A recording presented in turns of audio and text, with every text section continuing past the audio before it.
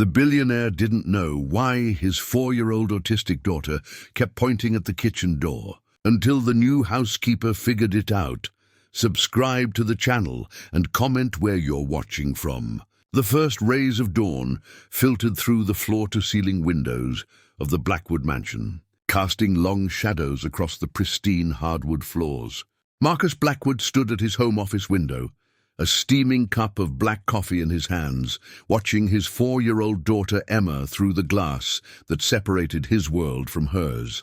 She sat cross-legged on the Persian rug in the living room, her small frame barely visible among the carefully arranged throw pillows, pointing with unwavering determination toward the back patio door. "She's doing it again," Marcus muttered to himself, his voice carrying the weight of months of accumulated frustration. The gesture had become as routine as sunrise itself. Emma would wake at precisely 5:47 a.m., pad silently through the marble hallway in her tiny bare feet, position herself in the exact same spot on the rug, and point, always pointing, always toward that damn door.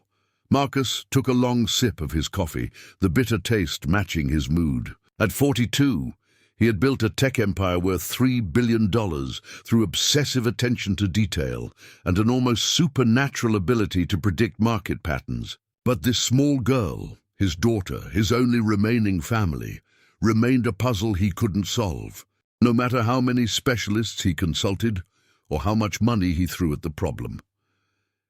The sound of expensive Italian leather shoes clicking against marble announced the arrival of Mrs. Patterson, the latest in a long line of nannies who had tried and failed to connect with Emma. She was a stern woman in her 60s, with steel-grey hair pulled back in a tight bun, and the kind of rigid posture that suggested military training. "Mr. Blackwood," she said, her voice clipped and professional as she entered his office without knocking, a liberty he tolerated only because finding qualified help had proven nearly impossible. "I need to speak with you about Emma's behavior." Marcus didn't turn around. He couldn't bear to see another caregiver's defeat written across their face. "Let me guess. The pointing, among other things." Mrs. Patterson moved to stand beside him at the window, her disapproval radiating like heat. "She's been at it for over an hour now. When I tried to redirect her attention to breakfast, she became agitated. She knocked over the orange juice and started that." That humming sound, the humming, Marcus's jaw tightened. It was a low, almost inaudible vibration that Emma made when distressed, a sound that seemed to emanate from deep within her chest and could continue for hours. The behavioral therapists called it self-soothing, but to Marcus it sounded like a cry for help in a language he didn't speak. "Did you try the sensory cards Dr. Reeves recommended?" he asked, though he already knew the answer. "Of course I did." She swept them off the table.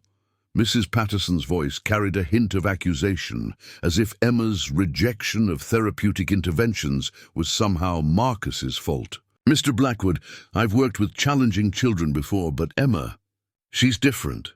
It's like she's trying to communicate something we can't understand." Marcus finally turned to face her, and Mrs. Patterson took an involuntary step backward. His eyes, a piercing blue-gray that had intimidated countless boardroom adversaries, were hollow with exhaustion and something that looked dangerously close to despair. "Different," he repeated, the word tasting bitter in his mouth. "That's what they all say, isn't it? The doctors, the therapists, the nannies. She's different. She's special. She's on the spectrum." His voice rose slightly. "But what does that mean for her? What does it mean for us?" The question hung in the air between them, heavy with 2 years of accumulated grief and frustration. 2 years since Sarah's death in the car accident that had left Marcus to navigate parenthood alone. 2 years of watching Emma retreat further into her own world while he floundered helplessly on the outside. "Mr. Blackwood," Mrs. Patterson said carefully, "perhaps it's time to consider more structured care. There are excellent facilities that specialize in—" "No," the word came out sharp enough to cut glass. "Absolutely not. Emma stays here. This is her home. But even as he said it, Marcus felt the familiar stab of doubt. Was he keeping Emma home for her benefit or his own? Was his fierce protectiveness actually hurting her? The questions followed him through every sleepless night, every failed attempt at connection, every moment when he looked at his daughter and saw a stranger.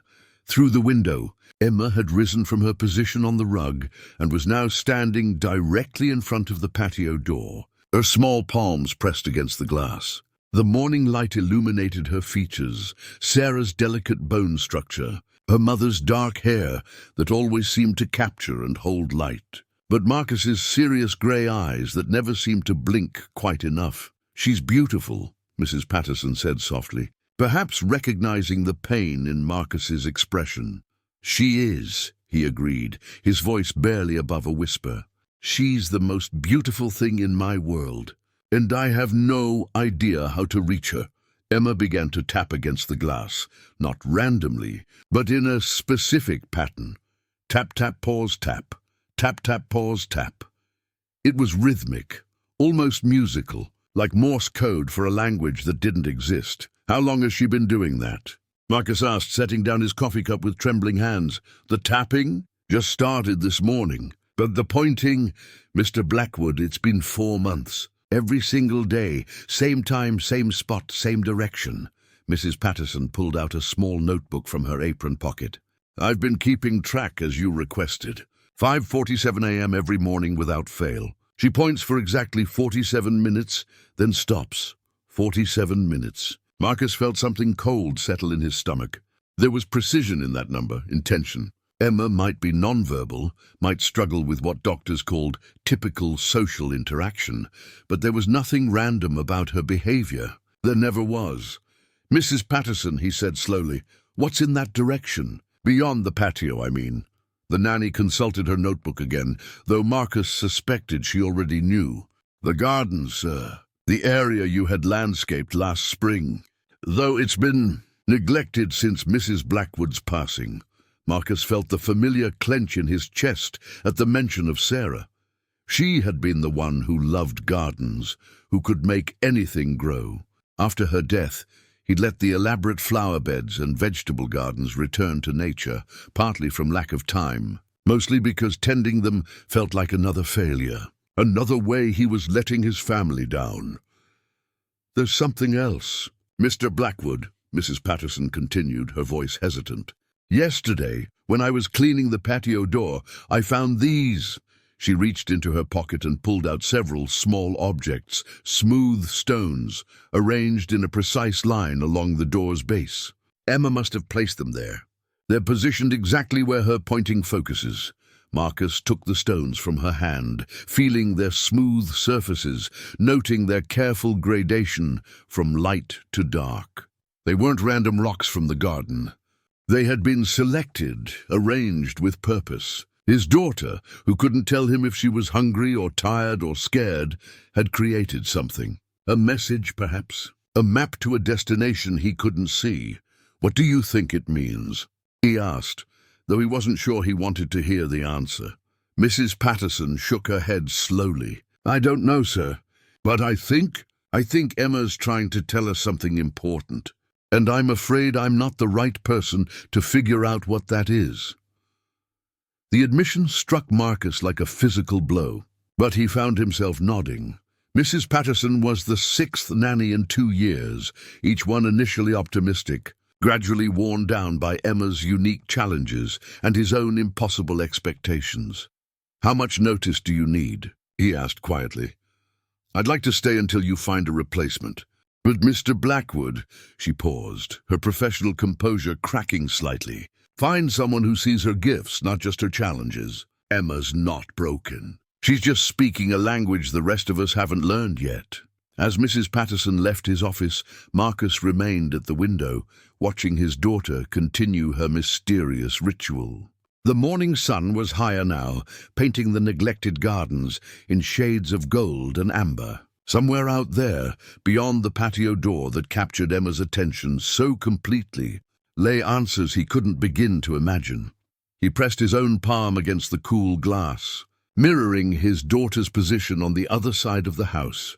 For just a moment, He allowed himself to believe that somewhere in that gesture lay the beginning of understanding, the first word in a conversation that might finally bridge the space between his world and hers. The stones in his other hand seemed to grow warm against his palm, as if they carried some of Emma's intention within them. Tomorrow, he decided, he would place an ad for a new caregiver. But tonight, he would sit in the garden and try to see what his daughter saw when she looked beyond the glass, towards something only she could perceive. 3 weeks later, Marcus stood in the same position at his office window, but this time he wasn't alone in his scrutiny of Emma's morning ritual. Beside him stood Keiko Tanaka, a 55-year-old woman whose presence seemed to fill the room with an unusual sense of calm. Her black hair, streaked with premature silver, was pulled back in a simple bun, and she wore a flowing linen dress in muted earth tones that somehow made her appear both professional and approachable. "She's been pointing for 32 minutes now," Keiko observed, her voice carrying a subtle accent that spoke of Hawaiian Islands and Japanese precision. Unlike the previous nannies who had stood rigidly beside him, she seemed to move with the fluid grace of someone accustomed to reading the subtle rhythms of nature and people. Marcus glanced at his watch. Emma had indeed been at her post for exactly 32 minutes, following her inexplicable internal clock with the same precision that had mystified every caregiver before Keiko. But something was different this morning. Instead of the usual tension that filled the house during Emma's ritual, there was an almost meditative quality to the silence. "The previous nannies always tried to interrupt her," Marcus said, his voice carrying the weight of accumulated failures. "They thought the pointing was obsessive behavior that needed to be redirected. And what do you think it is?" Keiko asked, turning to study his profile with dark eyes that seemed to see more than they revealed. The question caught Marcus off guard. In 2 years of consultations with specialists, behavioral therapists, and child psychologists, no one had ever asked for his opinion. They had all arrived with their predetermined theories and treatment plans, viewing Emma as a collection of symptoms to be managed rather than a person to be understood. "I think—" Marcus paused, choosing his words carefully. "I think she's trying to tell me something. I just don't know what." Keiko nodded slowly, as if his answer confirmed something she had already suspected. "In Hawaiian tradition, we have a concept called ho'oponopono. It means to make right, to restore harmony. But before you can make something right, you must first understand what is out of balance." Marcus felt a familiar surge of skepticism. He had built his fortune on data and logic, on predictable algorithms and market patterns that could be quantified and analyzed. The idea that some ancient Hawaiian philosophy could solve what teams of PhD specialists couldn't seemed absurd. Yet something about Keiko's quiet confidence made him hesitate before dismissing her words entirely. "Ms. Tanaka," he began, but she held up a gentle hand. "Please, call me Keiko, and before you tell me that you've tried everything, that nothing works, let me share something with you." She moved closer to the window, her gaze fixed on Emma's small figure. "I had a son." "Have a son," she corrected herself, the distinction clearly important. "Danny is 19 now. When he was Emma's age, he was diagnosed with autism. Severe, the doctors said. Non-verbal. They used many of the same words I'm sure you've heard about Emma." Marcus felt his chest tighten. Another caregiver sharing their credentials through personal tragedy. He had heard similar stories from 3 of the previous nannies. But something in Keiko's voice, a controlled tremor that spoke of carefully managed pain, made him listen more carefully. "What happened to him?" he asked, though he wasn't sure he wanted to know. "I lost him." The words came out flat, matter of fact, but Marcus caught the slight tremor in her hands as she clasped them behind her back. "Not to death, but to my own ignorance, to a system that convinced me I wasn't qualified to understand my own child." My ex-husband and we fought constantly about Danny's care. The stress, the financial pressure of treatments that weren't working, the way people looked at us like we had failed as parents. She paused, taking a deep breath. I had what you might call a breakdown. David got custody. He was deemed unfit. The admission hung in the air between them, heavy with implications. Marcus found himself reassessing the woman beside him. Her resume had been impressive but unconventional. No formal certifications in child development or special education, but years of experience working with what she had simply described as children who see the world differently. Now he understood why her references had been personal rather than professional. "Why are you telling me this?" he asked. "Because I learned something during those years when I couldn't see my son, when I had to rebuild my understanding of what it means to be a mother, a caregiver. I learned that children like Emma, like Danny, they're not broken. They're not puzzles to be solved or problems to be fixed. They're speaking a different language, operating on frequencies the rest of us have forgotten how to hear." Through the window, Emma had moved away from the patio door and was now arranging small objects on the rug. The stones Marcus had found, along with what appeared to be leaves, twigs, and other natural items she must have collected during their brief supervised outdoor time. "Look," Keiko said softly. "She's creating something." Marcus watched, transfixed, as his daughter arranged the objects in a complex pattern. It wasn't random. There was clear intention in each placement, a sophisticated understanding of balance and symmetry that seemed far beyond her chronological age. "The previous caregivers would have stopped her by now," he murmured, "worried about her putting things in her mouth or making a mess. And what would we have learned if they had?" Keiko asked. Before Marcus could answer, Emma stood up and walked purposefully toward the patio door again.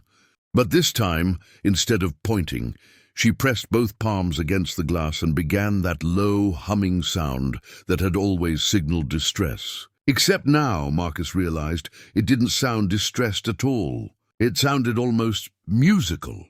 "She's calling," Keiko said with sudden certainty. "Calling who?" "I don't know yet, but she's trying to communicate with something or someone beyond that door." The pointing wasn't random behavior, it was an invitation. And now she's calling because the invitation hasn't been answered. Marcus felt a chill run down his spine. "That's impossible. There's nothing out there but overgrown gardens." "Are you sure?" Keiko's voice was gentle but challenging.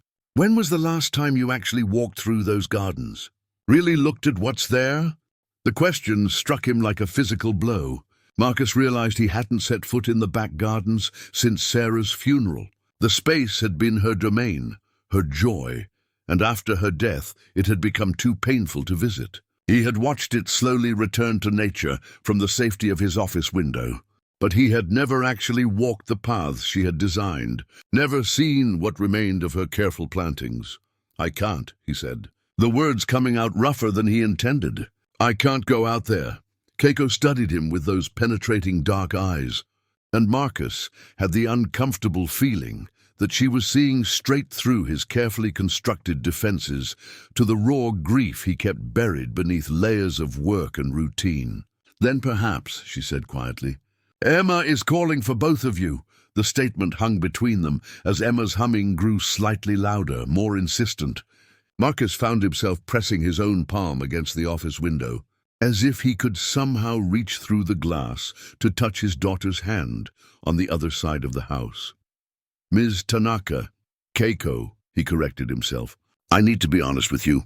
I've had 6 nannies in 2 years. They all started with hope, with theories about how to help Emma. They all ended up frustrated, defeated. What makes you think you can succeed where they failed?" Keiko was quiet for a long moment, watching Emma's small figure at the patio door. When she finally spoke, her voice carried a conviction that seemed to come from somewhere deeper than professional confidence. "Because I'm not here to fix Emma," she said. "I'm not here to make her more like other children or to teach her to suppress the parts of herself that make others uncomfortable. I'm here to learn her language, And maybe, if I'm very lucky and very patient, to help you learn it too.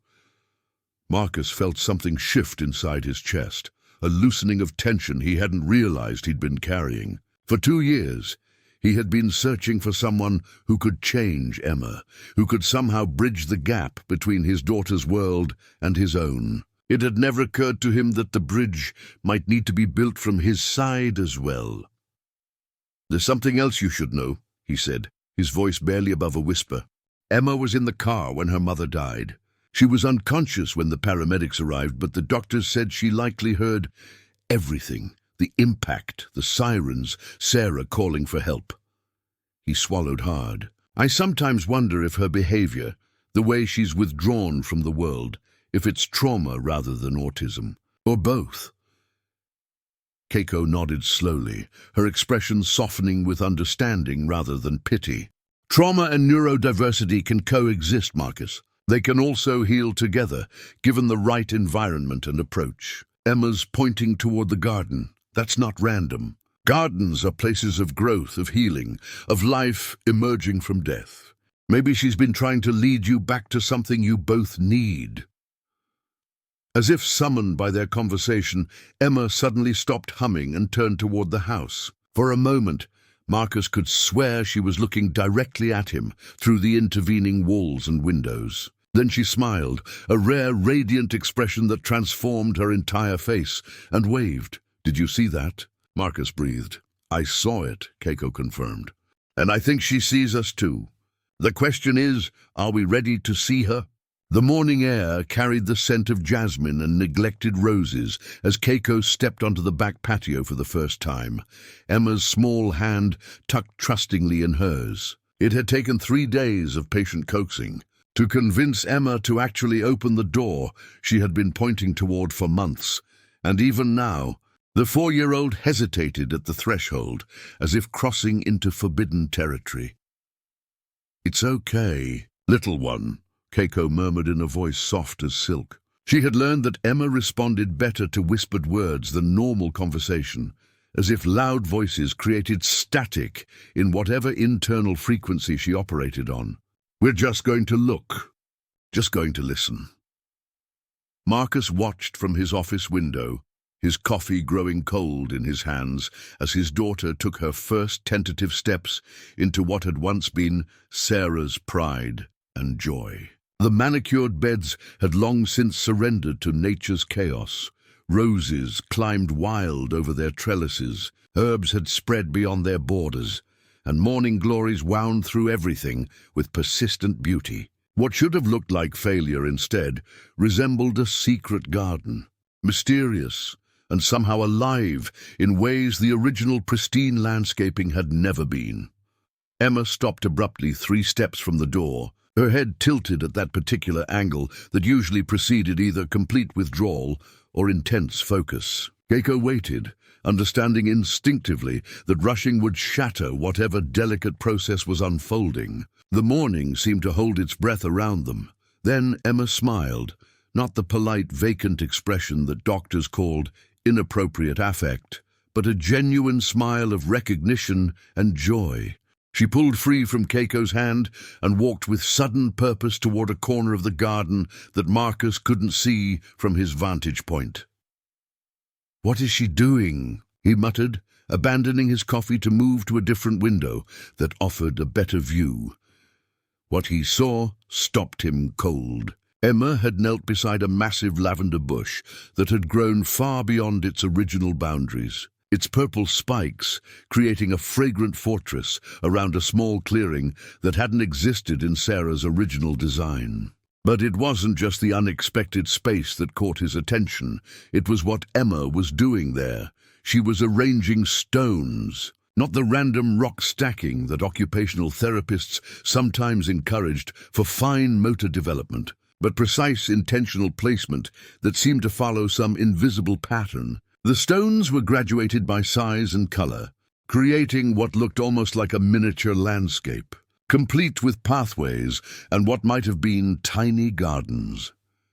Keiko approached slowly, careful not to disturb Emma's concentration. As she drew closer, she began to understand what she was seeing. The stone arrangement wasn't random at all. It was a replica of the garden itself, accurate down to the overgrown beds and the twisted oak tree that dominated the far corner. "Emma," Keiko whispered, her voice filled with wonder. "Did you make this?" Emma looked up at her with those serious grey eyes and nodded once, a clear, unmistakable communication that made Keiko's breath catch. In 3 days of careful observation, she had seen Emma nod exactly twice, and never in response to a direct question. "It's beautiful," Keiko continued, settling cross-legged on the damp grass beside the lavender fortress. "Can you show me what this part means?" Emma pointed to a cluster of dark stones arranged in a tight circle, then looked toward the house. Following her gaze, Keiko realized the stones corresponded exactly to the position of Marcus's office window. "That's Daddy," Keiko said softly.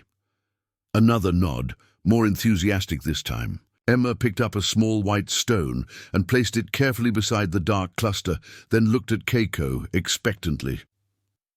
"Is that me?" Keiko asked, feeling a strange tightness in her throat. Emma's smile was radiant as she nodded again. Then she picked up a tiny pebble, perfectly smooth and translucent, and placed it at the center of the stone garden. She touched her own chest, then pointed to the pebble.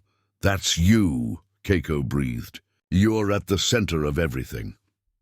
From his office window, Marcus watched the interaction with growing amazement and something that felt dangerously like hope. Emma was communicating, not with words, but with a complex symbolic language that she had apparently developed entirely on her own. And somehow, this stranger from Hawaii was reading it as clearly as if Emma had written instructions. His phone buzzed with a text from his assistant. "Board meeting in 20 minutes. Conference room is ready." Marcus stared at the message, then at his daughter kneeling in the garden with her intricate stone arrangement, then back at his phone. The quarterly board meeting, one of the most important of the year, where he would present the new AI algorithms that would determine the company's direction for the next 5 years. He had been preparing for months. Without hesitation, he typed back, "Cancel it. Reschedule for next week." 20 minutes later, Marcus stood at the edge of the lavender clearing, his expensive Italian shoes sinking slightly into the soft earth. Up close, Emma's stone garden was even more remarkable than it had appeared from a distance. The level of detail was extraordinary. Tiny twigs, representing the overgrown rose bushes, leaves carefully placed to mirror the actual plantings. Even small flowers positioned to match the wild growth patterns he could see around him. "How long has she been working on this?" he asked Keiko, who was still sitting cross-legged beside his daughter. "I think she's been building it for months," Keiko replied, her voice filled with quiet awe. "Look at the weathering on some of these stones, the way certain arrangements have been adjusted and refined. This isn't a morning's work. This is a long-term project." Marcus knelt beside them, studying his daughter's creation with the same intensity he usually reserved for market analysis and product development. Emma watched him carefully, as if gauging his reaction, her small hands still moving stones with surgical precision. "Emma," he said softly, unsure if she would acknowledge him, "is this our garden?" She looked at him directly. Sustained eye contact that lasted nearly 10 seconds, longer than any interaction they'd had since Sarah's death. Then she nodded and pointed to a section of the stone arrangement that corresponded to an area near the back fence. Following her gesture, Marcus looked toward the actual location and saw something that made his breath catch. There, partially hidden by overgrown honeysuckle, was a small memorial stone he had forgotten existed. The marker Sarah had placed for their first baby, the one they had lost to miscarriage 3 years before Emma was born. "You remember?" he whispered, his voice breaking slightly. "You remember everything." Emma picked up another stone, this one dark green and perfectly round, and placed it carefully beside the memorial marker in her miniature garden. Then she looked at him with an expression so full of understanding and compassion that Marcus felt tears start to burn behind his eyes. She's been trying to show you, Keiko said quietly. The pointing, the arrangement, all of it. She's been creating a map of healing, a way to bring all the pieces of your family back together. Marcus reached out slowly, his hand hovering over his daughter's stone creation. Emma watched him intently, then picked up his hand in both of her small ones and guided it to touch the dark stones that represented his office window. "I'm stuck," he realized, the words coming out as barely a whisper. "She knows I'm stuck." Emma nodded solemnly, then moved his hand to the white stone that represented Keiko, and finally to the translucent pebble at the center that represented herself. "But we can help," Keiko said, understanding the gesture immediately. "Together, we can help you find your way back." For the first time in 2 years, Marcus allowed himself to truly see the garden around him, not as a reminder of loss and failure, but as a living testament to resilience and growth. The roses that had escaped their boundaries weren't chaos. They were freedom. The herbs that had spread beyond their borders weren't weeds. They were abundance. Even the weeds themselves had a wild beauty that spoke of life refusing to be contained or controlled. "Sarah would have loved this," he said, gesturing to the untamed beauty surrounding them. "She always said gardens were more beautiful when they were allowed to surprise you." Emma released his hand and picked up one more stone, this one smooth and golden, warm from the morning sun. She held it for a moment, as if charging it with intention, then placed it carefully at the very edge of her arrangement, positioned so that it seemed to be reaching toward the memorial marker. "What's that one?" Marcus asked.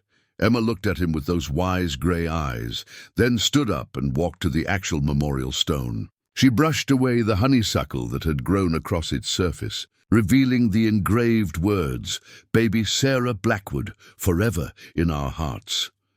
Then she returned to her stone garden and touched the golden stone again, her meaning unmistakable. The golden stone was Sarah, not lost, not gone, but part of the living landscape, connected to all of them through invisible threads of love and memory.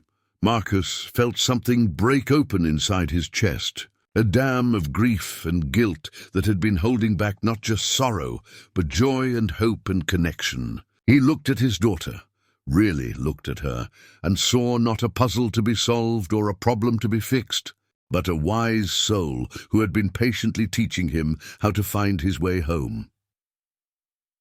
"Emma," he whispered, his voice thick with emotion. "I'm sorry I didn't understand. I'm sorry I didn't listen." She smiled then, that radiant, transformative expression that lit up her entire face, and for the first time in 2 years, Marcus smiled back with genuine joy rather than obligation. "So," Keiko said softly, "where do we go?" "From here?" Marcus looked around the garden, then at his daughter's intricate stone map, then at the woman who had somehow bridged the gap between his world and Emma's in just 3 days. "We learn," he said simply.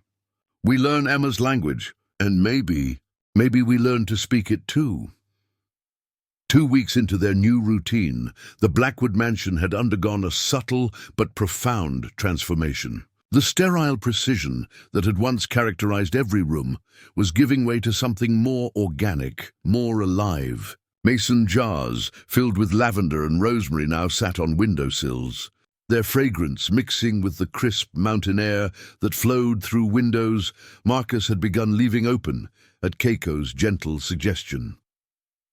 "She's ready for more," Keiko announced one morning, finding Marcus in his office reviewing quarterly reports with significantly less intensity than usual. Emma sat at a small table Keiko had positioned near the window, her fingers moving through a collection of textured objects, smooth river stones, rough bark, silky flower petals and coarse sand in shallow bowls. Marcus looked up from his laptop, noting how Emma's face had relaxed into an expression of deep concentration rather than the vacant stare that had once worried him so much. Her small hands moved with purpose, sorting and arranging the natural materials in patterns that seemed to follow some internal logic he was beginning to recognize. More of what? he asked, though part of him already knew.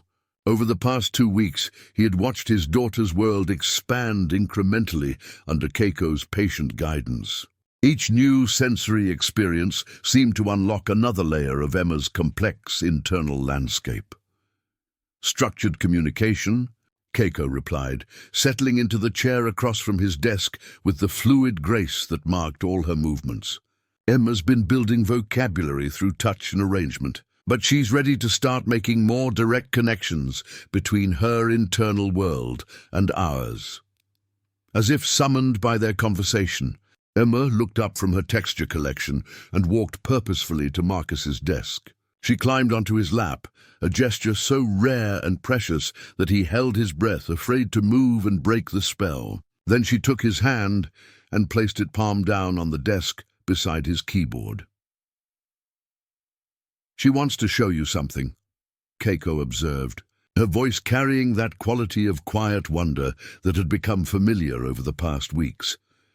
Emma reached into her pocket and pulled out 3 objects: a smooth white stone, a piece of rough bark, and a flower petal so delicate it seemed to glow in the morning light.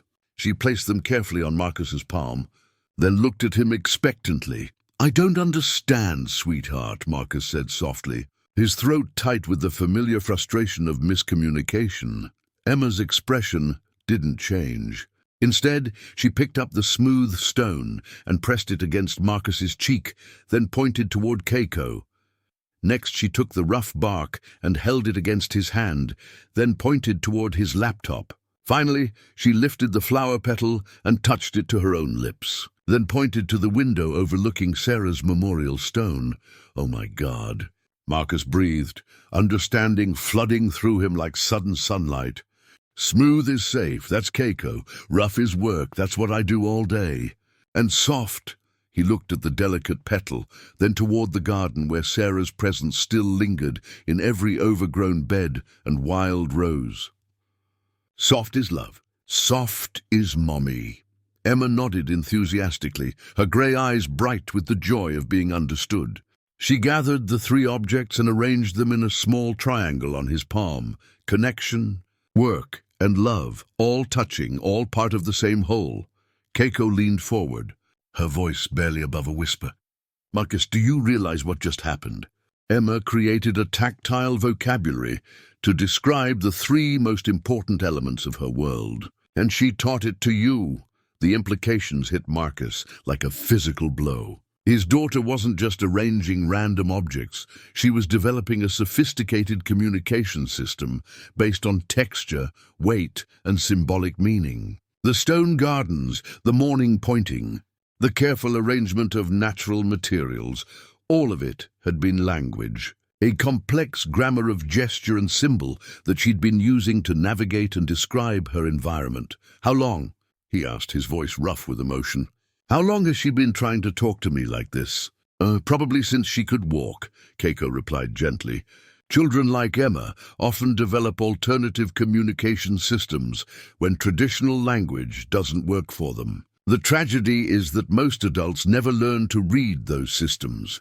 Emma slid down from Marcus's lap and walked to the window where her morning ritual had once taken place. But instead of pointing toward the patio door, she pressed both palms against the glass and began to hum, not the distressed sound that had once alarmed her caregivers, but something almost musical, like a call or invitation. "She's asking us to come outside," Marcus realized. "She's been asking for months."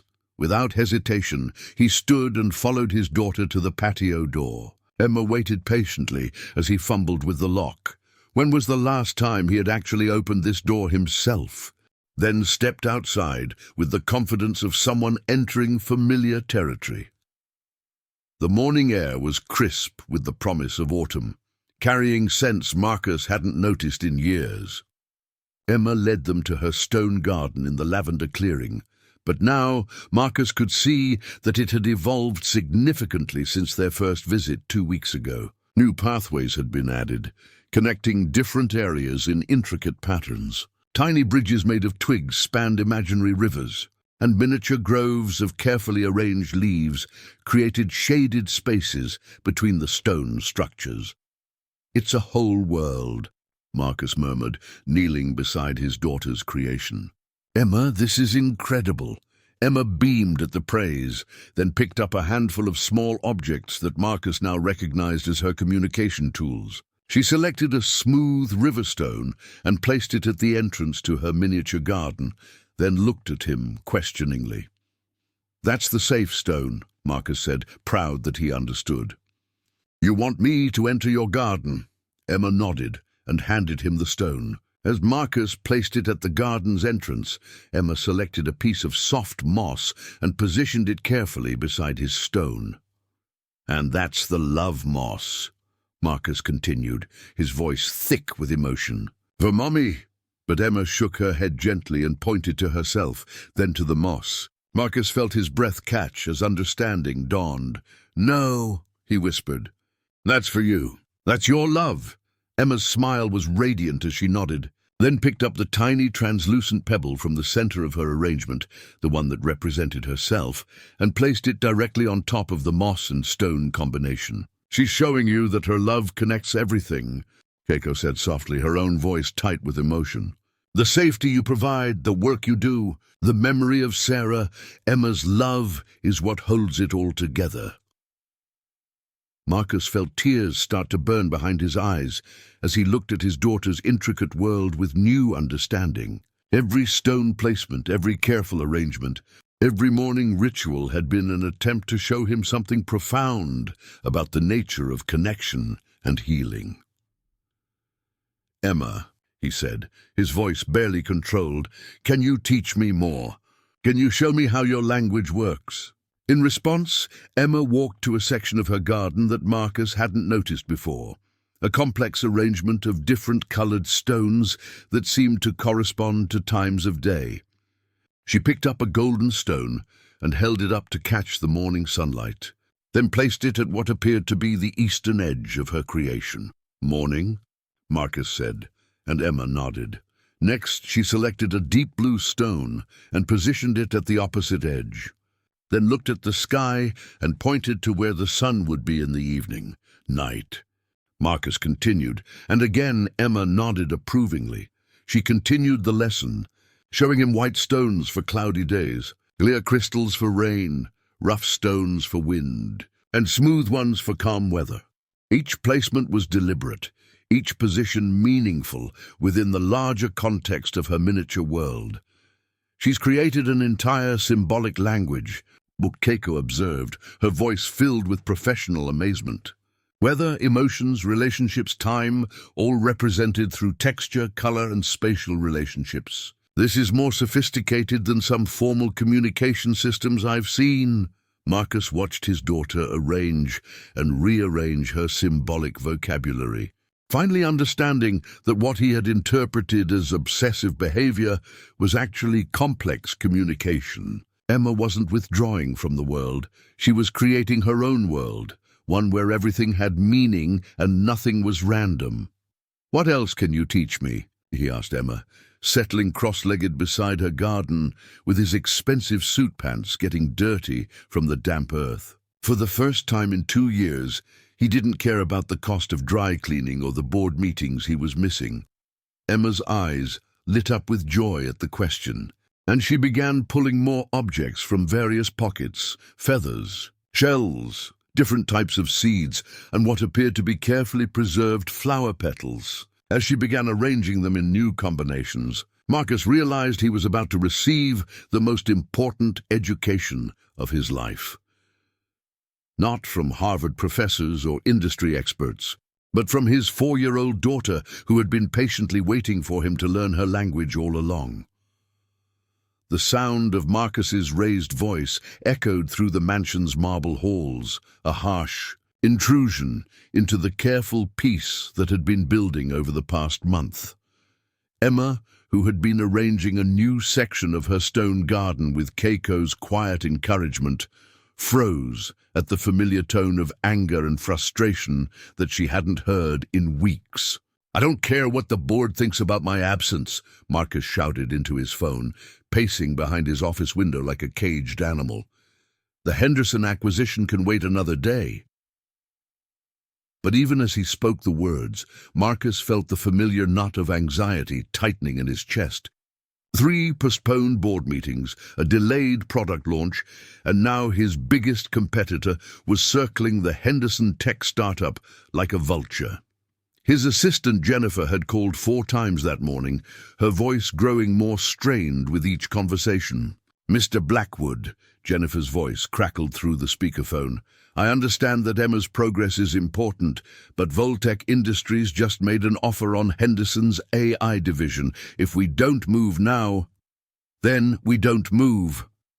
Marcus cut her off, but his voice lacked conviction. The Henderson acquisition represented 2 years of careful planning, a key component in his vision for the company's future. Losing it would cost millions and potentially set them back years in the AI development race. Through the window, he could see Emma's small figure hunched over her garden, her movements suddenly jerky and agitated. She had dropped the stones she'd been arranging and was now rocking slightly, a behavior that had disappeared over the past weeks under Keiko's patient guidance. Keiko knelt beside Emma, her voice too low for Marcus to hear, but he could see the tension in both their postures. His daughter's carefully constructed world was responding to his stress, like a seismograph registering an earthquake. "Jennifer," Marcus said, his voice tight with conflicting emotions, "schedule the emergency board meeting for this afternoon and get me everything we have on Voltec's Henderson approach." As he ended the call, Marcus felt the weight of dual responsibilities crushing down on him.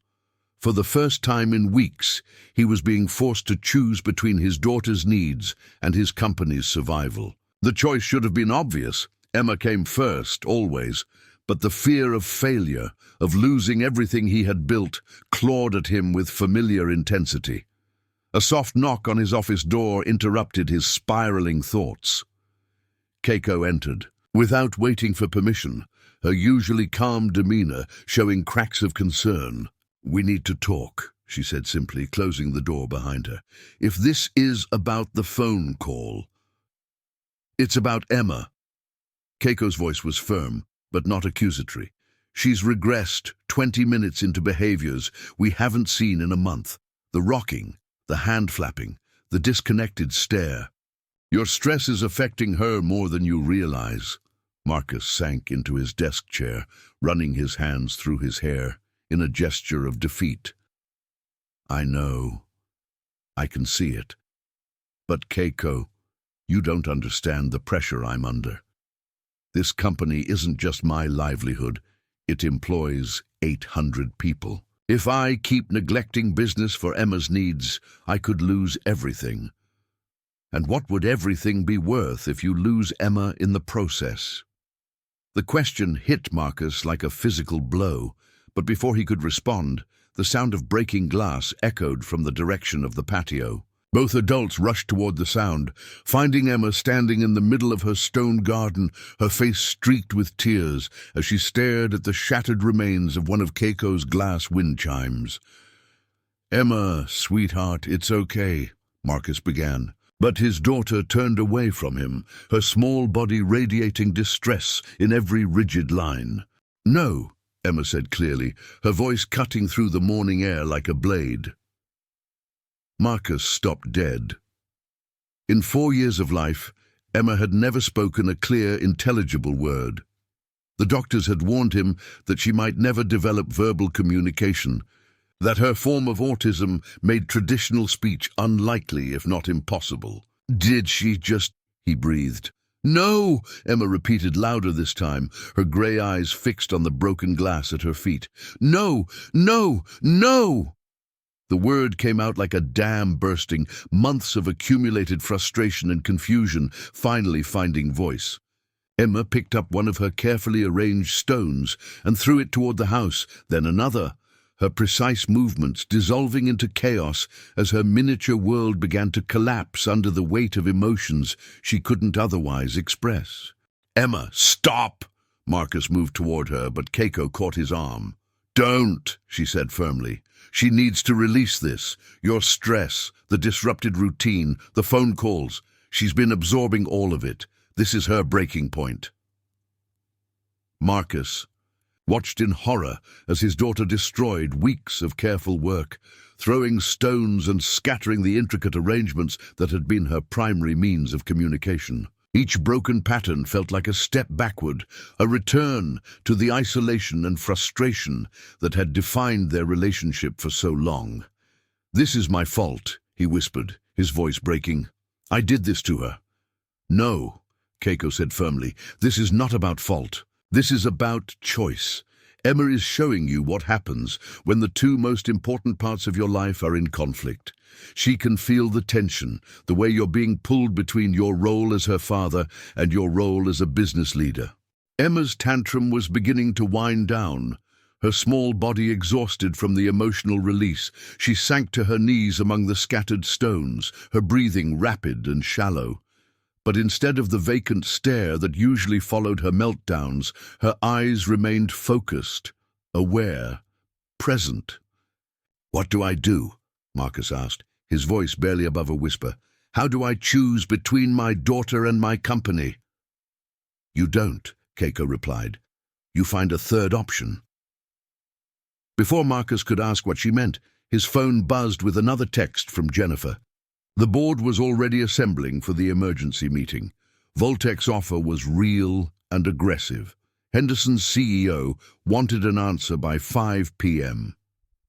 Marcus looked at his phone, then at his daughter sitting among the ruins of her carefully constructed world, then at Keiko, whose calm presence had become the stabilizing force in their chaotic lives.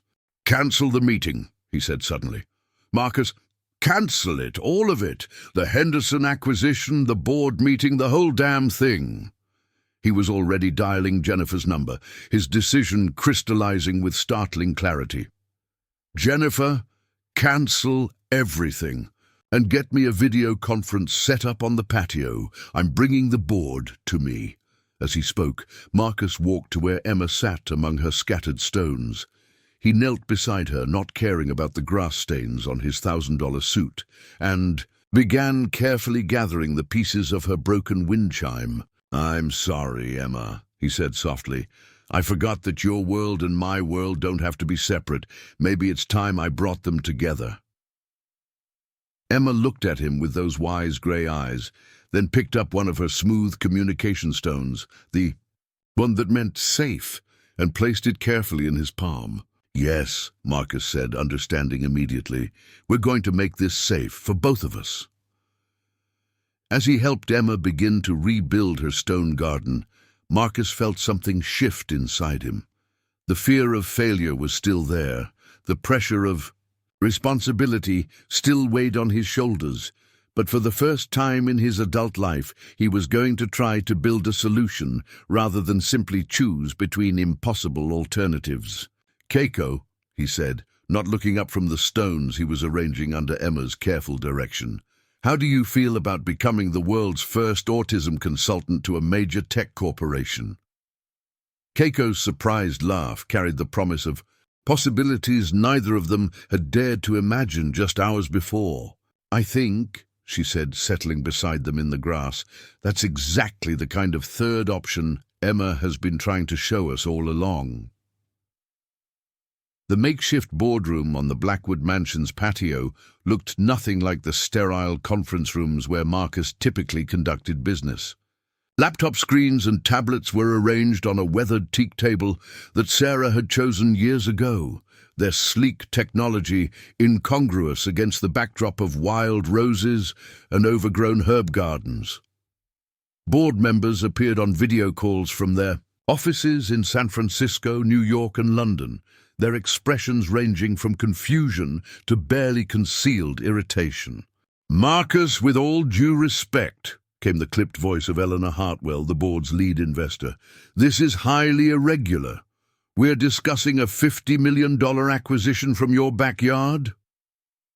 Marcus adjusted his laptop screen, ensuring that Emma was visible in the background, where she sat peacefully rebuilding her stone garden under Keiko's watchful guidance. His daughter had insisted on staying outside during the meeting, and for the first time in his business career, Marcus had chosen accommodation over control. "Eleanor, everyone, thank you for your patience with the change in venue," Marcus began, his voice carrying a new quality of calm authority that surprised even himself. "I know this is unconventional, but recent developments have given me a different perspective on the Henderson acquisition, one that I believe will benefit everyone involved." David Chen, the company's CTO, leaned closer to his camera.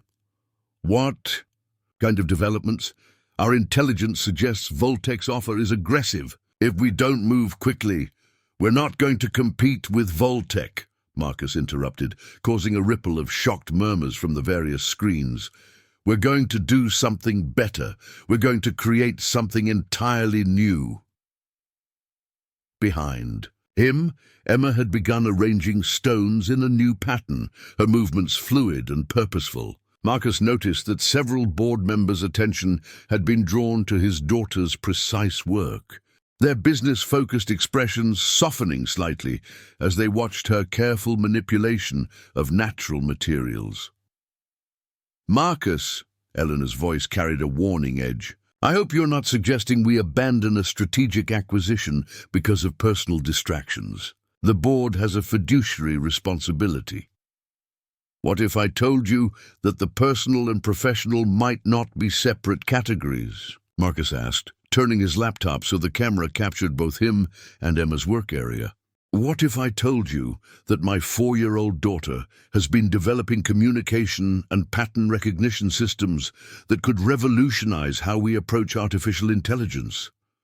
The silence that followed was pregnant with skepticism and growing concern.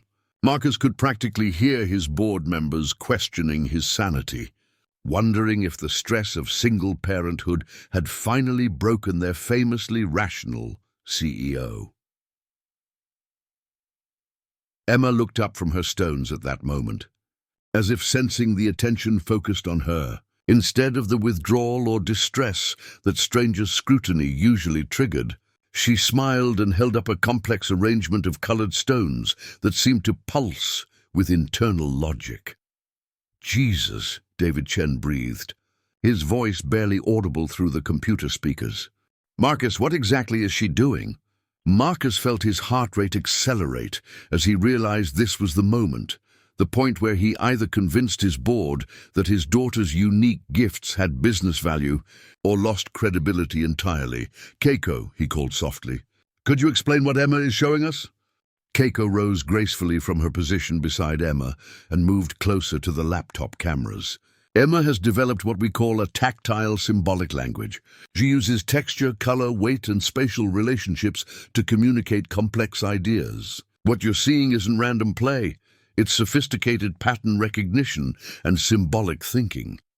Emma, as if understanding the importance of the moment, began to systematically demonstrate her communication system. She picked up stones of different colors and arranged them to match the sequence of faces on the laptop screens. Dark stones for darker hair, light stones for fair coloring, smooth stones positioned to mirror the calm expressions. Rough stones placed where she detected tension or skepticism. "She's reading us," Eleanor whispered, her voice filled with amazement rather than her usual business-like briskness. "She's creating a visual map of our emotional states. That's just the beginning," Marcus said, his confidence growing as he watched his board members lean closer to their screens. "Emma can detect patterns that others miss. She senses structural instabilities, predicts weather changes, and responds to environmental shifts that our most sophisticated senses can't register." To demonstrate, Emma walked to a section of the patio where Marcus hadn't noticed a slight depression in the stone tiles. She knelt down and began tapping in a specific rhythm. Tap, tap, pause, tap, tap, pause. The sound was subtle, but clearly audible through the laptop microphones.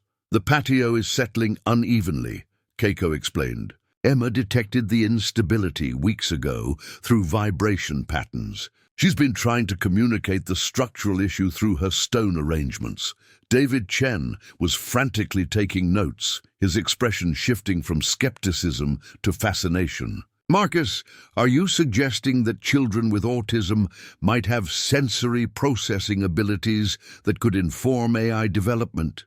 I'm suggesting that we've been approaching artificial intelligence from the wrong direction, Marcus replied, his voice gaining strength as he articulated ideas that had been forming over weeks of watching Emma communicate. We've been trying to make computers think like neurotypical humans, when we should be exploring the full spectrum of human cognitive processing.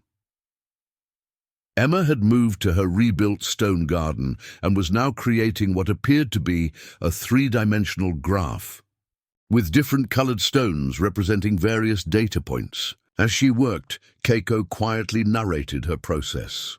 She's showing the relationship between morning sunlight patterns, her father's stress levels, and the stability of her daily routine, Keiko explained. Each stone represents a variable, and the spatial relationships show how changes in one area affect the entire system.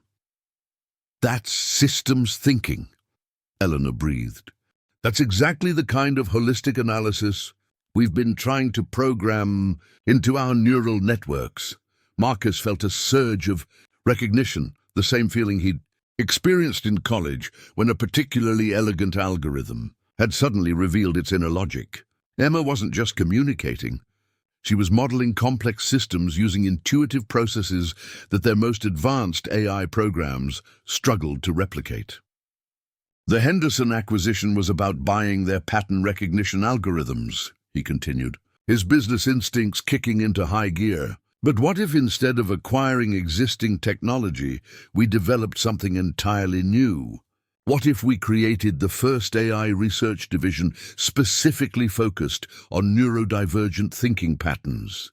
The idea hung in the digital air between him and his board members, audacious and potentially revolutionary. Marcus could see wheels turning behind their eyes as they began to grasp the implications.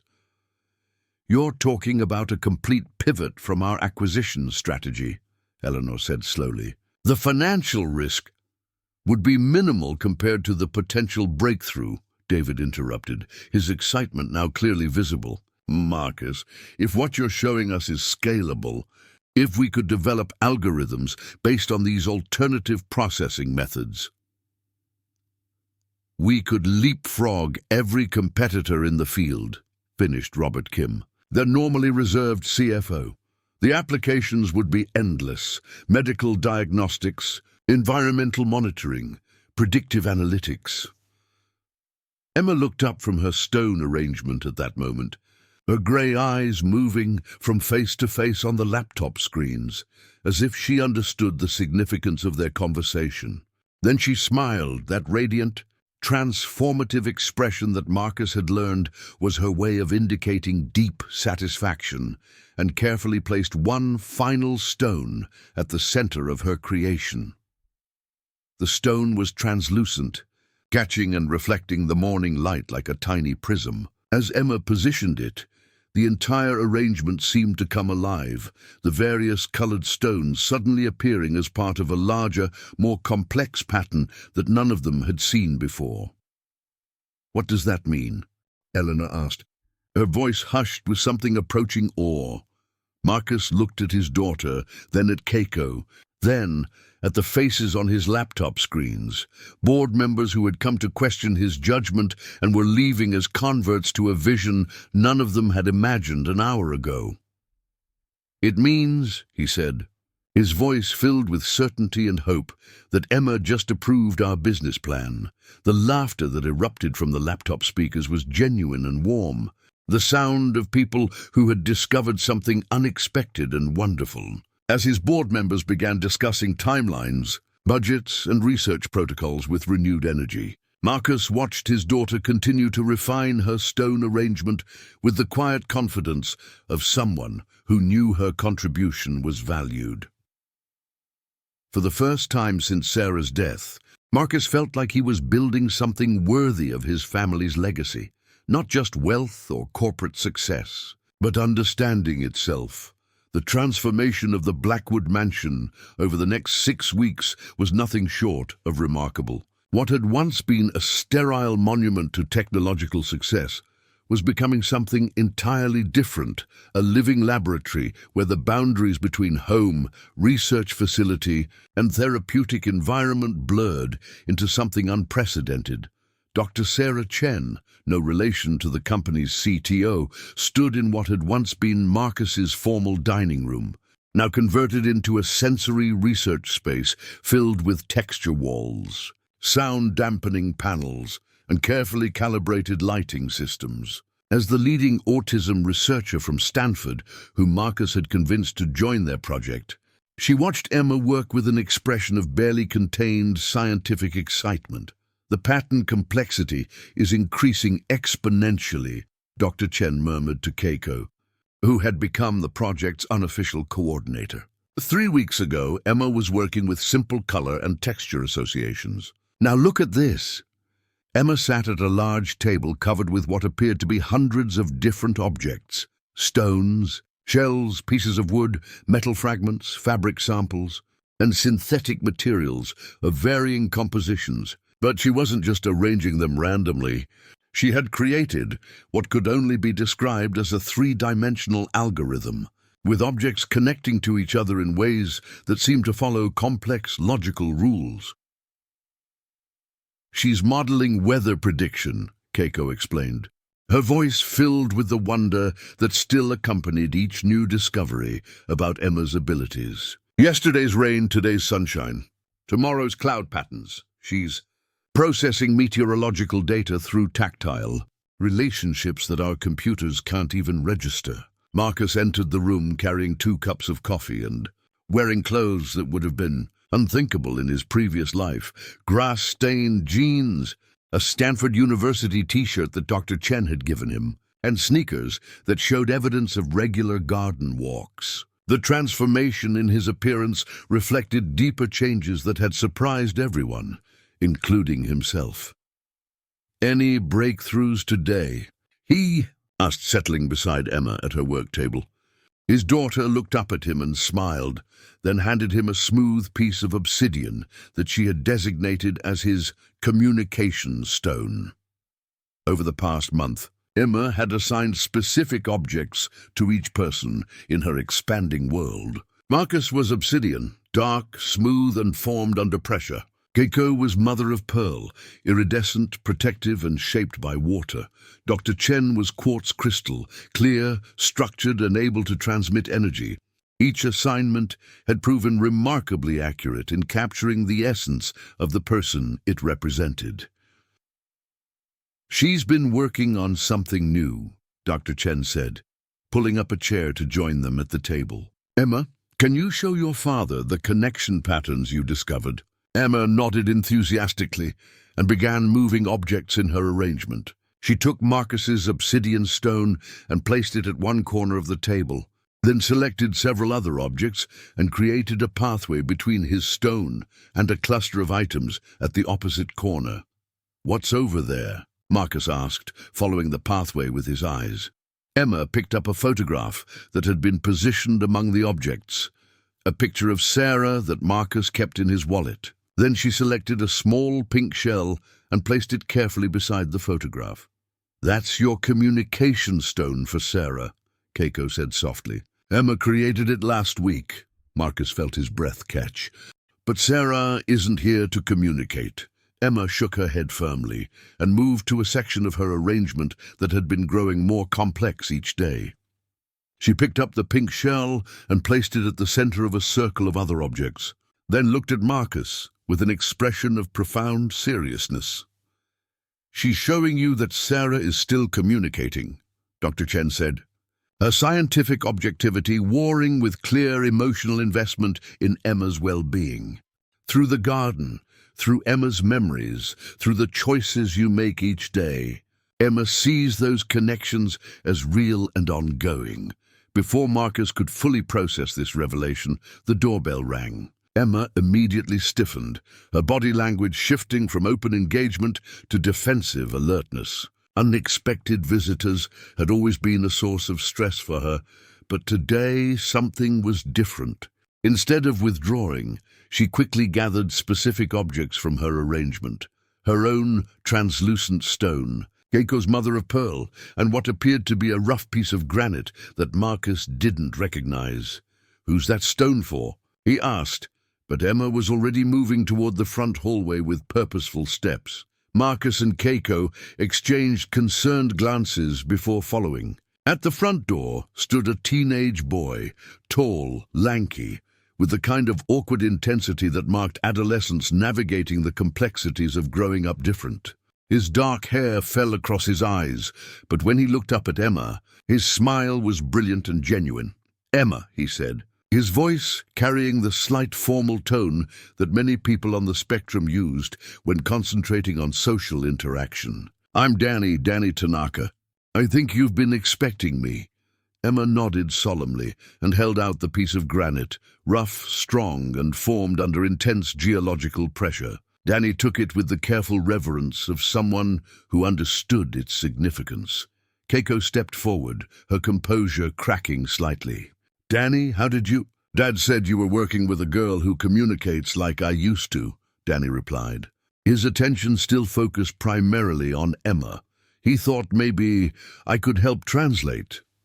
The reunion between Keiko and her son was electric with unspoken emotion. Years of separation and regret condensed into a moment of tentative connection. But Emma seemed less interested in the adult drama than in the immediate practical matter of incorporating Danny into her communication system.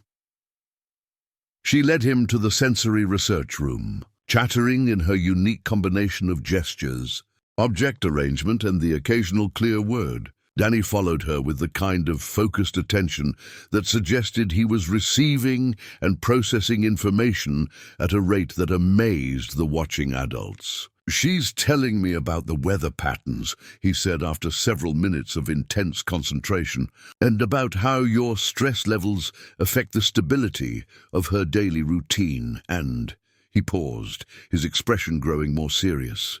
"She's telling me that she's been worried about someone." Emma nodded and moved to her arrangement, selecting objects that created a pathway from Marcus's obsidian stone to an empty space at the edge of the table. "There's someone missing," Danny translated. "Someone important who should be here but isn't." Marcus felt a chill run down his spine. "Who?" Emma looked at him with those wise grey eyes and pointed toward the front of the house, then made the same pointing gesture she had used for months toward the patio door. But this time, Marcus understood it wasn't about location, it was about arrival. "She's been predicting someone's coming," Keiko breathed. "The morning pointing, the preparation of her communication systems, all of it. She's been getting ready for someone." As if summoned by their conversation, the doorbell rang again. This time, Emma didn't show any sign of stress or defensive alertness. Instead, she smiled with pure joy and ran toward the door, her movements fluid and confident. Standing on the doorstep was a woman in her 30s, with dark hair streaked with premature grey and intelligent eyes that held a mixture of professional curiosity and personal pain. She wore a simple dress and carried a leather satchel that suggested academic credentials. But her most distinctive feature was the way she moved, with the careful, observational attention of someone who had learned to read environments and people with extraordinary precision. "Mr. Blackwood," she said, her voice carrying a slight accent that suggested international education. "I'm Dr. Yuki Sato from Tokyo University's Sensory Processing Research Center. I understand you have a daughter who may be able to help us understand seismic prediction patterns in neurodivergent children." Emma stepped forward and held out her hand, not for a handshake, but offering a stone that none of them had seen before. It was smooth, volcanic glass, dark like Marcus's obsidian, but with internal structures that seemed to catch and bend light in impossible ways. Dr. Sato took the stone with obvious recognition of its significance, and Emma's smile could have powered the entire mansion. "I think," Marcus said, watching his daughter orchestrate connections between people who had been strangers moments before, We're about to discover what Emma's been preparing for all along. The sense of pieces falling into place was overwhelming, as if Emma had been conducting an elaborate symphony of human connection, and they were finally beginning to hear the music. The revelation came at 5:43 a.m. on a Tuesday morning in early November, during Emma's regular communion with the world beyond the patio door. But this time, instead of her usual pointing and stone arrangements, Emma was pressed against the glass with an intensity that made Marcus's chest tighten with concern. She was humming, not the musical sound they had grown accustomed to, but something deeper, more urgent, a vibration that seemed to resonate through the house's foundation itself. "Keiko," Marcus called, his voice tight with alarm as he watched his daughter's behavior escalate. "Something's wrong." Keiko appeared in the doorway, immediately alert to the shift in Emma's energy. Dr. Sato emerged from the guest room, where she had been staying for the past week, her hair disheveled, but her scientific instincts fully engaged. Danny, who had been sleeping on the couch since arriving from Hawaii with his father's reluctant blessing, sat up with the instant awareness of someone accustomed to reading subtle environmental changes. "Emma," Keiko said softly, approaching with the careful movements of someone navigating around a frightened animal. "What are you feeling, little one?" Emma spun away from the window and began moving through the house with purposeful urgency, gathering objects from her various communication stations. She collected stones, shells, pieces of metal, and what appeared to be several electronic devices that Marcus didn't remember seeing before. "Where did she get those?" Dr. Sato asked, pointing to what looked like homemade sensors constructed from household items and spare computer parts. Danny moved closer to Emma, his body language shifting into the focused attention that marked their communication sessions. After several minutes of watching her arrange the objects in increasingly complex patterns, his face went pale. "We need to get everyone out of the house," he said, his voice carrying an authority that seemed impossible from a 19-year-old. "Emma's detecting seismic activity. Major seismic activity." Marcus felt his blood freeze. "What do you mean, seismic activity?" "We're not in an earthquake zone." "Actually, you are," Dr. Sato interjected, her scientific training overriding social protocol. "The Bay Area sits on multiple fault lines, including some that haven't been active in recorded history. If Emma is detecting subsurface movement..."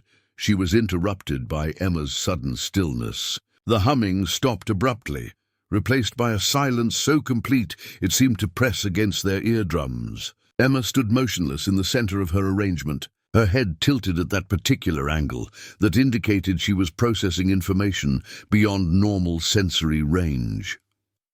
Then she moved. With fluid precision, Emma began dismantling her stone arrangements and carrying objects toward the back door. Not the patio door she had pointed toward for months, but the kitchen door that led to the gardens, highest point near Sarah's memorial stone. "She's evacuating her communication systems," Keiko breathed. "Emma, sweetie, what are you trying to tell us?" Emma stopped her work and looked directly at Marcus with an expression of profound urgency. She picked up his obsidian communication stone and placed it firmly in his hand, then collected the stones for Keiko, Dr. Sato, and Danny. When she had gathered all the human representations, she carried them toward the back door and set them down in a careful line just outside the threshold. "She wants us outside," Marcus said, understanding flooding through him. "She wants us on higher ground." As if to confirm his interpretation, Emma returned to the house and began collecting the electronic devices she had somehow constructed. Dr. Sato moved closer to examine them, her expression shifting from curiosity to amazement. "These aren't toys," she said, her voice barely above a whisper. "These are functional seismographs. Emma has built vibration detection equipment from computer components and household items." Marcus knelt beside his daughter's impromptu instruments, recognizing circuit boards from his own devices, speakers that had been rewired to function as sensors, and what appeared to be a complex array of metal objects calibrated to respond to specific frequencies. "Emma," he said softly, "how long have you been building these?" Emma held up 4 fingers, then made the gesture she used to indicate months. 4 months, the same length of time she'd been pointing toward the patio door. The same period during which her stone arrangements had grown increasingly complex. "She's been monitoring the situation," Dr. Sato said, her scientific excitement warring with growing concern. "Emma hasn't just been predicting seismic activity. She's been tracking its development over months of careful observation." The ground beneath their feet chose that moment to deliver a subtle tremor, so slight that Marcus might have dismissed it as a passing truck, if not for Emma's immediate response. She gathered the last of her instruments and headed for the door with the determined efficiency of someone executing a long-planned evacuation. "Move," Danny said urgently, his own sensitivity to environmental changes now clearly activated. "Everyone outside. Now." They followed Emma into the pre-dawn darkness, the automatic security lights casting long shadows across the neglected garden. Emma led them to the highest point of the property, near the memorial stone, where Sarah's presence still seemed to linger among the wild roses and overgrown herbs. As they reached the elevated ground, Emma began setting up her instruments with the methodical precision of a trained seismologist. Each device was positioned according to some internal logic that none of the adults could fully comprehend, but the purposefulness of her actions was undeniable. "The house," Keiko said suddenly, pointing toward the mansion below them. What they saw defied immediate comprehension. The building wasn't moving in any obvious way, but something about its relationship to the surrounding landscape seemed subtly wrong. As if the foundation was settling unevenly or the structure was responding to stresses invisible to normal perception. Emma's homemade seismographs began registering activity, not the dramatic shaking of a major earthquake, but the subtle, persistent vibrations of ground that was gradually losing stability. The readings were slight, barely perceptible, but unmistakably present. "How is this possible?" Marcus asked, his voice tight with disbelief. "How can a 4-year-old detect geological activity that our professional monitoring systems missed?" "Because she's been living on top of it," Dr. Sato replied, her trained eye reading Emma's improvised instruments with growing admiration. "She's been feeling every micro-tremor, every subtle shift in the foundation, every change in the building's structural integrity. Her hypersensitivity isn't a deficit. It's been functioning as an early warning system." Emma looked up from her instruments and smiled at Dr. Sato, as if pleased to be understood. Then she pointed toward the house and made a gesture that clearly indicated "not safe," followed by pointing to their current position and signing "safe." The implications hit Marcus like a physical blow. His daughter had been trying to warn him for months. The morning pointing, the stone arrangements, the careful mapping of stress patterns, all of it had been Emma's attempt to communicate danger that she could sense but he couldn't perceive. "What do we do now?" he asked, feeling helpless in the face of forces beyond his understanding or control. Emma walked to Sarah's memorial stone and placed her hand flat against its surface. The stone was solid, anchored in bedrock that had remained stable for thousands of years. Then she looked at Marcus and held out her hand, palm up, waiting. Without hesitation, Marcus placed his own hand in hers. Emma's fingers were small and cool, but her grip was steady and sure. As dawn began to break over the northern California hills, Marcus realized that his daughter hadn't just predicted a geological event. She had guided them to safety using abilities that conventional science was only beginning to understand. "We wait," Keiko said quietly, answering his question. "We trust Emma's instincts, and we wait to see what she's been preparing us for." Below them, the Blackwood mansion continued its imperceptible settling, while above them, Emma's early warning system continued to monitor forces that existed beyond the range of normal human perception. And for the first time since Sarah's death, Marcus felt genuinely safe, not because he was in control, but because he was finally learning to trust someone whose understanding of the world was deeper and more comprehensive than his own. The news trucks began arriving at 2:17 p.m., 3 hours after the official geological survey confirmed what Emma's homemade instruments had been detecting for months. The Blackwood property sat atop a previously unknown micro-fault line, and the mansion's foundation had been gradually compromising the geological stability of the entire hillside. What Emma had sensed through her extraordinary sensory processing was nothing less than an impending landslide that could have killed them all. Marcus stood in the temporary command center that had been established in the garden, watching his daughter work with a team of seismologists from UC Berkeley, who had driven up as soon as Dr. Sato's initial report reached the university. Emma sat cross-legged among her stone arrangements, completely unbothered by the crowd of scientists, reporters, and government officials who had transformed their private sanctuary into something resembling a disaster response headquarters. "Mr. Blackwood," said Dr. Jennifer Walsh, the lead geologist from the State Emergency Management Agency, "I need you to understand the significance of what your daughter accomplished here. Our most sophisticated monitoring equipment missed this fault line completely. The fact that she detected and tracked its activity using sensory observation and improvised instruments, it's unprecedented."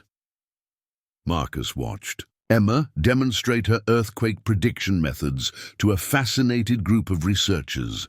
She had laid out a complex three-dimensional map of the property using stones, sticks, and various textured materials, with each element representing different geological features.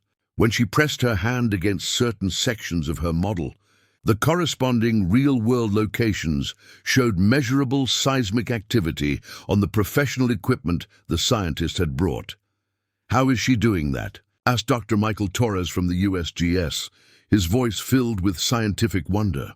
"The correlation between her tactile model and our digital readings is nearly perfect." Danny, who had become Emma's unofficial translator for the growing crowd of interested parties, knelt beside her as she arranged and rearranged elements of her geological map. "She says the ground talks to her," he explained, his own voice carrying the careful precision he used when interpreting Emma's complex communications. "Different rocks make different sounds when the earth moves underneath them. She's been listening to conversations we can't hear." The statement sent a ripple of excitement through the assembled scientists.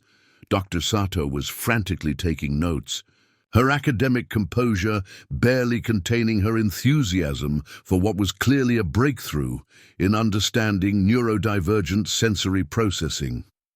"Emma," Dr. Walsh said carefully, settling beside the 4-year-old with the respectful attention usually reserved for senior colleagues, "can you show us other places where the ground is talking?" Emma nodded seriously and began expanding her model, adding stones and natural materials to represent areas far beyond their property. As she worked, Marcus realized she was creating a map of seismic activity throughout the entire Bay Area, with different colored stones indicating varying levels of geological stress. "Jesus," breathed one of the graduate students who had been recording Emma's work. "She's mapping fault line activity across hundreds of square miles. How could she possibly have sensory data for areas she's never visited?" "She doesn't need to visit them," Keiko said quietly, her voice carrying the authority of months spent learning Emma's unique language. "She's extrapolating from patterns she can detect here. Emma doesn't just sense local geological activity, she understands the systemic relationships between different fault networks." As if to demonstrate Keiko's point, Emma picked up a cluster of dark stones and placed them at what Marcus recognized as the approximate location of San Francisco. She arranged them in a pattern that clearly indicated stress, then looked up at Dr. Walsh with an expression of concern. "San Francisco?" Dr. Walsh asked, her voice tight with professional alarm. "Emma, are you saying there's seismic activity threatening San Francisco?" Emma nodded gravely, then selected lighter-colored stones and arranged them around the dark cluster, as if indicating a buffer or protective zone. She pointed to her own position on the map, then to the San Francisco stones, making a gesture that Danny interpreted as connection or relationship. She's showing the flow of seismic energy through connected fault systems, Dr. Sato said, her voice filled with amazement. Emma understands that geological activity in one area affects stability throughout the entire network. Marcus felt a profound shift in his understanding of his daughter's abilities. This wasn't just hypersensitivity to environmental changes. Emma was processing complex systemic information at a level that challenged fundamental assumptions about neurodiversity and human potential. "Dr. Walsh," he said, his voice carrying the authoritative tone that had built his business empire. "What would it mean if Emma's predictions about broader seismic activity are accurate?" Dr. Walsh studied Emma's stone map with the focused intensity of someone whose professional world was being revolutionized in real time. "If your daughter can actually predict earthquake activity across regional fault networks, Mr. Blackwood, we're talking about the potential to save thousands of lives." The weight of that statement settled over the assembled group like a physical presence. Marcus looked at his daughter, who was continuing to refine her geological map with the methodical precision of a trained scientist, and felt the familiar mixture of pride and protective fear that had defined his relationship with Emma since her diagnosis. "What happens now?" he asked, though part of him already knew the answer would change their lives irrevocably. "Now," said a new voice from behind them, "we figure out how to honor both Emma's extraordinary gift and her right to be a protected child." Everyone turned to see a woman in her 60s, approaching the group with the confident stride of someone accustomed to being taken seriously. She wore a simple business suit and carried herself with the kind of authority that suggested high-level government involvement. "Dr. Catherine Reeves," she introduced herself, extending a hand to Marcus. "I'm the director of the National Institute of Mental Health's Neurodiversity Research Initiative. Dr. Sato contacted my office this morning about Emma's abilities." Emma looked up at Dr. Reeves and immediately began searching through her collection of communication stones. After several moments of careful selection, she held out a piece of smooth amber, golden, protective, and formed over millions of years of careful preservation. "That's Emma's way of saying she trusts you," Keiko explained, her voice carrying wonder at her daughter figure's intuitive assessment of the new arrival. Dr. Reeves accepted the amber stone with obvious understanding of its significance. "Emma, I'm here because I think you might be able to help a lot of people. But I'm also here to make sure that helping others doesn't hurt you or your family."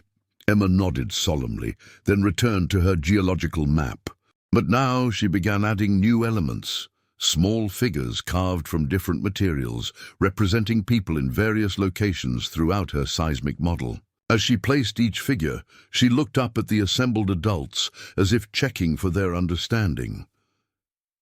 "She's showing us that this isn't just about geological prediction," Danny translated, his voice filled with emotion. "Emma's mapping human vulnerability. She's trying to protect people." Marcus knelt beside his daughter, watching her place tiny human figures throughout her stone landscape with the careful attention of someone planning a rescue operation. At that moment, he understood that Emma's extraordinary abilities came with an extraordinary sense of responsibility. She felt called to use her gifts to protect others, even though she was still just a 4-year-old child. "Emma," he said softly, "is this what you want? Do you want to help people understand earthquakes?" Emma looked at him with those wise grey eyes and placed her small hand over his heart. Then she pointed to her stone representation of their family, gathered safely on the high ground near Sarah's memorial, and smiled with pure joy. Her message was unmistakable. Helping others was simply an extension of protecting the people she loved. And in that moment, Marcus realized that his daughter's journey toward recognition and acceptance was really just beginning. The question was no longer whether Emma's abilities were real or valuable. The question was how to nurture and protect a child whose gifts might change the world. 2 years later, the transformation was complete but subtle, like the way seasons change imperceptibly until one day you realize the world has become something entirely new. The Blackwood estate had evolved into something unprecedented, part home, part research facility, part sanctuary for families navigating the complex landscape of neurodiversity. But the most remarkable change wasn't in the buildings or the technology. It was in the 6-year-old girl who moved through it all with the quiet confidence of someone who had finally found her place in the world. Emma stood in the center of what was now called the Sensory Communication Garden, surrounded by a small group of children and their parents who had traveled from across the country to learn from her unique approach to understanding the world. Her hair was longer now, often adorned with small flowers she collected during her morning walks, and her grey eyes held a depth of expression that seemed impossible in someone so young. But the most significant change was in how she moved, with purpose and joy, no longer the frightened, isolated child who had once pressed her palms against the patio door in desperate attempts at communication. "Today we're going to learn about listening to stones," Emma announced, her voice clear and confident, though still carrying the careful precision that marked her speech patterns. She had begun talking more freely around her 5th birthday, as if her expanding world of understanding had finally given her enough vocabulary to bridge the gap between her internal experience and external expression. Marcus watched from the shade of the old oak tree where Sarah's memorial had been, joined by a living memorial garden, a space where families could plant flowers in honor of children who saw the world differently. He wore his usual work attire now, comfortable jeans, a Stanford Research Institute t-shirt, and hiking boots that showed evidence of regular garden walks. The 3-piece suits and corporate power lunches belonged to a different life, one that seemed both distant and strangely small compared to what he had built here. Keiko approached with 2 cups of her special jasmine tea, her hair now completely silver, but her face bearing the serene expression of someone who had found her true calling. At 67, she had become one of the world's leading experts on alternative communication systems, her methods now taught in universities across 3 continents. But more importantly, she had rebuilt her relationship with Danny, who lived in the converted carriage house and served as Emma's research partner and advocate. "The delegation from Japan arrived this morning," Keiko said, settling beside Marcus on the bench he had installed near Sarah's garden. "They're particularly interested in Emma's earthquake prediction protocols." Marcus nodded, watching his daughter demonstrate how different types of stone produce different vibrational patterns when placed in contact with the earth. The children in her audience, all on the spectrum, all possessing their own unique sensory gifts, followed her instructions with the focused intensity of students who had finally found a teacher who spoke their language. Dr. Sato says the early warning system Emma helped design has already prevented 3 major casualties in the Pacific Rim, Marcus said, his voice carrying quiet pride. 17 lives saved in the Philippines, 43 in coastal Japan, and an entire village evacuated in Indonesia before a landslide that would have been catastrophic. The numbers were real, documented, scientifically verified. Emma's ability to detect and interpret seismic activity had been replicated, studied, and developed into technological applications that were revolutionizing disaster preparedness worldwide. But what filled Marcus with even greater satisfaction was watching his daughter teach other children to trust and develop their own extraordinary perceptions. "She's building a whole generation of environmental sensors," Keiko observed, as Emma helped a 7-year-old boy from Seattle learn to interpret the subtle temperature variations that indicated changes in local weather patterns. Children who understand that their heightened sensitivities aren't disabilities to be managed, but gifts to be cultivated. Danny emerged from the research center carrying a tablet displaying real-time geological data from monitoring stations throughout Northern California. At 21, he had evolved into something unprecedented. Part translator, part research coordinator, part advocate for children whose minds worked in ways the world was only beginning to understand. His initial awkwardness had transformed into a kind of focused intensity that made him extraordinarily effective at bridging the gap between Emma's intuitive knowledge and the scientific community's need for data and verification. "Emma," he called softly, knowing that loud interruptions could disrupt the delicate concentration required for her teaching. The sensors are picking up something unusual near Mount Diablo. Could you take a look?" Emma nodded to her students, a gesture that somehow conveyed both "wait here" and "this is part of your lesson," and walked to where Danny held the tablet. She studied the seismic readouts for several moments, her expression shifting into the profound focus that marked her most intense analytical periods. Then she smiled and shook her head, the gesture clearly indicating no immediate danger. She pointed to specific data points on the screen and made a flowing motion with her hands that Danny had learned meant natural adjustment. "She says it's just the mountain, settling into winter patterns." Danny translated for the benefit of the visiting researchers who were documenting every aspect of Emma's analytical process. Normal geological breathing, not seismic stress. The ease of this communication, the way Emma processed complex scientific data and communicated her assessment through gesture and expression, the way Danny interpreted her meaning with complete accuracy, the way everyone accepted this as a normal and valuable form of information exchange, represented a revolution in understanding that extended far beyond earthquake prediction.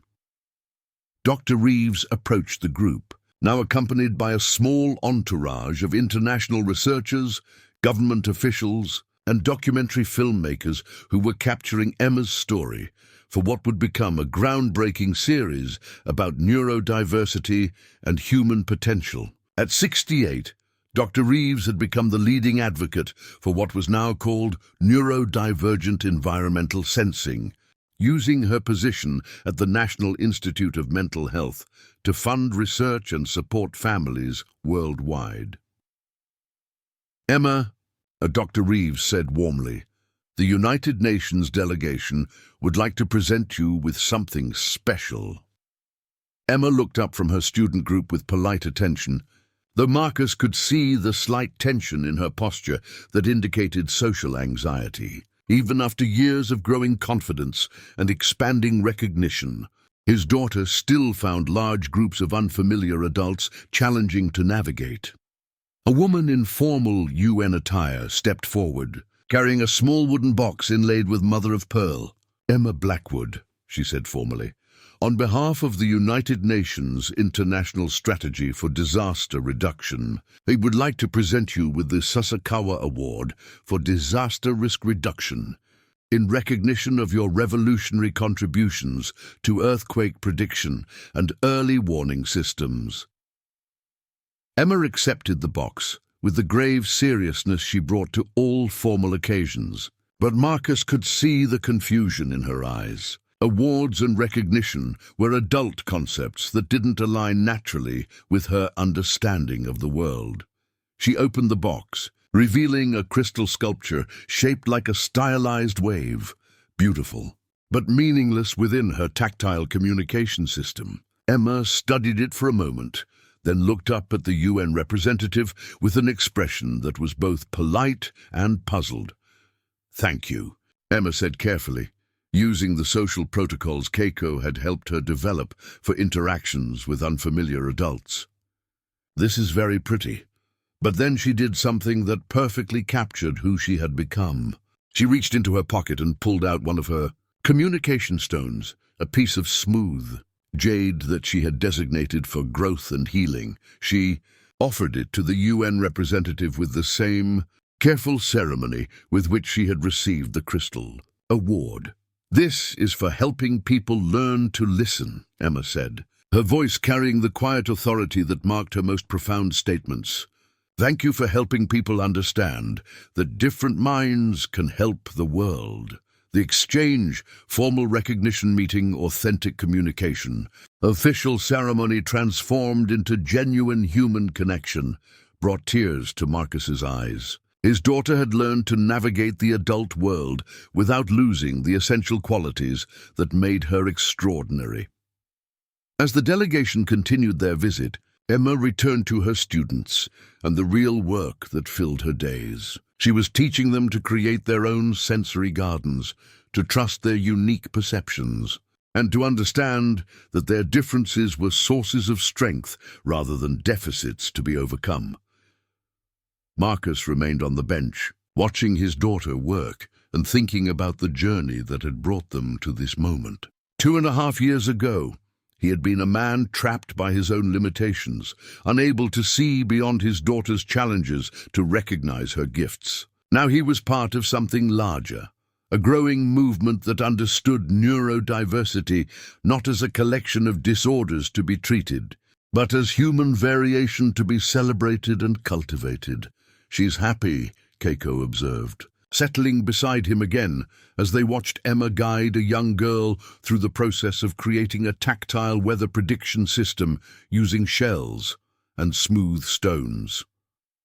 "She's home," Marcus replied, understanding finally that home wasn't a place, but a state of being understood and valued for exactly who you are. The garden around them buzzed with quiet activity, children learning, parents discovering new ways to connect with their extraordinary offspring, researchers documenting innovations that were changing scientific understanding of human potential. But at the center of it all was Emma, no longer the isolated child pointing desperately toward an incomprehensible world, but a confident young teacher helping others find their own ways of making sense of the complex, beautiful, challenging reality they all shared. As the afternoon sun slanted through the oak trees and painted the memorial garden in shades of gold and amber, Marcus felt Sarah's presence in the living landscape around them. She would have loved this, the controlled chaos of growing things, the sound of children's laughter mixed with serious scientific discussion, the sense of purpose that transformed a simple garden into a beacon of hope for families around the world. Emma looked up from her teaching, caught her father's eye and smiled, that radiant, transformative expression that had become her signature. She picked up one of her communication stones, a piece of translucent quartz that caught and reflected light like captured starshine, and held it toward him. Marcus understood immediately. The stone meant clarity, the gift of seeing clearly, of understanding what had always been true, but needed time and patience to be recognized. His daughter wasn't broken or limited or challenged. She was simply Emma, speaking a language the world was finally learning to understand. And in that moment of perfect communication across the garden that had become their shared world, Marcus knew that every struggle, every moment of confusion, every painful step toward understanding had led them to exactly where they belonged. Hit that like button, subscribe to the channel, ring the notification bell, and if you watched all the way to the end, comment "I watched all the way through" and leave your thoughts about this story. Oh, and don't forget to watch the next video that appears on the end screen. It's going to be really exciting for you.